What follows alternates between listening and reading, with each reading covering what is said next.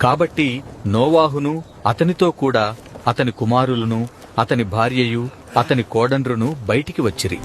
ప్రతి జంతువును, ప్రాకు, ప్రతి పురుగును, ప్రతి పిట్టయు, భూమి మీద సంచరించునవన్నీయు వాటి వాటి జాతుల చొప్పున ఆ ఓడలో నుండి బయటికి వచ్చెను. అప్పుడు నోవాహు యెహోవాకు బలిపీఠము కట్టి పవిత్ర పశువులన్నిటిలోనూ పవిత్ర పక్షులన్నిటిలోనూ కొన్ని తీసుకొని ఆ పీఠము మీద దహన బలి అర్పించెను.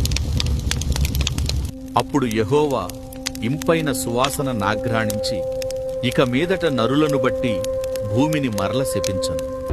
ఎందుకనగా నరుల హృదయాలోచన వారి బాల్యము నుండి చెడ్డది. నేనిప్పుడు చేసిన ప్రకారముగా ఇకను సమస్త జీవులను సంహరింపను. భూమి నిలిచియున్నంత వరకు వెదకాలమును, కోతకాలమును, శీతోష్ణములను, వేసవి శీతకాలములను, రాత్రింబగళ్లును ఉండక మానవని తన హృదయములో అనుకునెను.